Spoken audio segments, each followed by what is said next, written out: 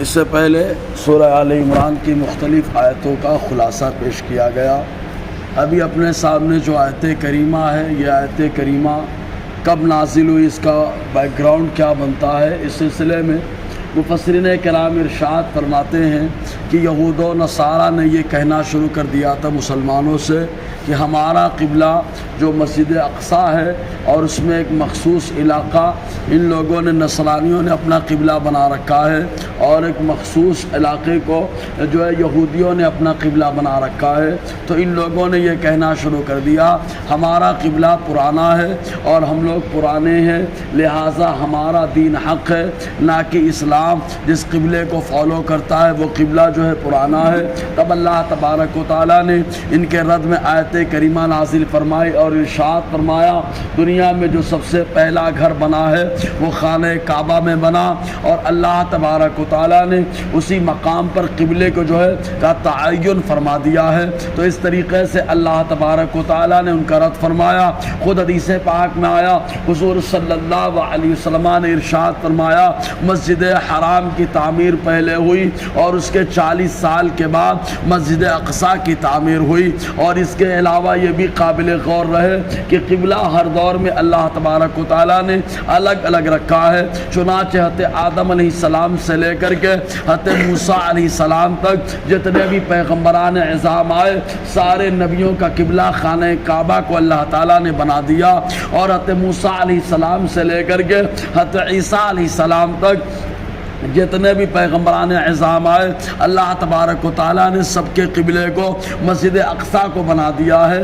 اور اس کے بعد جب حضور صلی اللہ علیہ وسلم کی ولادت ہوئی تو وہاں سے لے کر ہجرت کے موقع تک خانہ کعبہ کو حضور صلی اللہ علیہ وسلم کا قبلہ بنایا گیا۔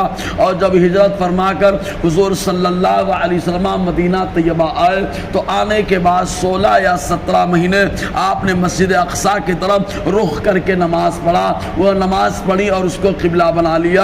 اور اس کے بعد پھر اللہ تعالیٰ نے خانہ کعبہ کو جب قبلہ بنایا تو قیامت تک کے لیے خانہ کعبہ کو اللہ تعالیٰ نے قبلہ بنا دیا ہے۔ تو اس طریقے سے ہم غور کریں تو سارے نبیوں تک لے کر کے حضور تک کا جو معاملہ آتا ہے تو پہلے خانہ کعبہ قبلہ اور بعد میں پھر خانہ کعبہ قبلہ، اور بیچ میں مسجد اقصیٰ کو قبلہ بنایا گیا۔ اور حضور کی زندگی میں دیکھیں تو شروع میں خانہ کعبہ کو قبلہ اور آخر میں پھر خانہ کعبہ کو قبلہ، اور بیچ میں 17 یا 16 مہینے مسجد اقصیٰ کو قبلہ بنایا گیا۔ اس طریقے سے اللہ تبارک و تعالیٰ نے جو ہے قبلے کا تعین فرما دیا۔ مزید یہ کہ سب سے پہلا گھر جو خانہ کعبہ میں بنا تو معاملہ یہ ہوا کہ خانہ کعبہ جو مسجد حرام بنا، اللہ تعالیٰ نے مسجد بنائی، یا پہلا گھر جسے خانہ کعبہ کہا جاتا ہے روئے زمین پر بنا، تو اس کی ایک تاریخ ہے۔ چنانچہ وہ تاریخ یہ ہے کہ پہلے اللہ تبارک و تعالیٰ نے زمین کے اوپر خالی جناتوں کو آباد کیا تھا۔ جنات آپس میں لڑائیاں کرتے تھے، خوریزیاں کرتے تھے، اور ایک دوسرے کو آپس میں تکلیف پہنچایا کرتے تھے۔ تب اللہ تبارک و تعالیٰ نے ان فرشتوں کو جو ہے کھدیڑنے، ان جناتوں کو کھدیڑنے کے لیے فرشتوں کی ایک جماعت کو جو ہے شیطان جس کو ابلیس کہا جاتا ہے، عبادت و ریاضت کی وجہ سے گروہ ملائکہ میں اپنے آپ کو شامل مانتا تھا، اس کے جو ہے اللہ تعالیٰ نے سرداری میں بھیجا۔ ان لوگوں نے تمام جنات کو بھگا دیا۔ تو جو فرشتے زمین پر آئے تھے تو اللہ تبارک و تعالیٰ کی بارگاہ میں ان لوگوں نے عرض کیا اے مولا، ہم آسمان پر تھے تو البیت المعمور کا طواف کیا کرتے تھے، اب ہم زمین پر آ گئے تو نے ہم کو زمین پر بسا دیا، تو یہاں پر ہم کہاں پر عبادت کرنے جائیں؟ کون سی جگہ جو ہمارے لیے عبادت کے لیے تو نے متعین فرمائی؟ تب اللہ تبارک و تعالیٰ نے سید الملائکہ حضرت جبرائیل علیہ السلام کو حکم دیا۔ انہوں نے آ کے خانہ کعبہ کی نشاندہی کی اور بتا دیا یہیں پر خانہ کعبہ رہے گا، اور خانہ کعبہ بعینی وہیں پر مقام موجود ہے کہ اس کے اوپر آسمان پہ اسی سمت پر بالکل ایک دم سیدھے اللہ تعالیٰ نے البیت المعمور کو جو ہے متعین فرما دیا ہے۔ چنانچہ جب انہوں نے نشاندہی کر دی تھے جبرائیل علیہ السلام نے تو سارے فرشتوں کو اللہ نے حکم دے دیا، وہیں پر عبادت کرنے لگے، طواف کرنے لگے۔ اور اس کے بعد جب اللہ تبارک و تعالیٰ نے روئے زمین پر حضرت آدم علیہ السلام کو اتارا. آدم علیہ السلام حج کرنے کے لیے خانہ کعبہ تشریف لے گئے تو ابھی عمارت موجود نہ تھی. حضرت آدم علیہ السلام گئے اور جانے کے بعد آپ نے خانہ کعبہ کی تعمیر کی اور تعمیر کرنے کے بعد حج وغیرہ سے فراغت حاصل کی اور اس کے بعد پھر آپ ملک شام جب تشریف لے گئے تب اللہ تبارک و تعالیٰ کے حکم سے مسجد اقصی کو تعمیر فرمایا. اسی کو حدیث میں حضور صلی اللہ علیہ وسلم نے یوں ارشاد فرمایا کہ پہلے اللہ تبارک و تعالیٰ نے مسجد حرام کو بنایا ہے اور مسجد حرام کے 40 سال کے بعد مسجد اقصی کو بنایا. تو آدم علیہ السلام نے دونوں کی تعمیر کی اور دوسری تعمیر جو کہی جاتی ہے وہ ابراہیم علیہ السلام کی تعمیر ہے.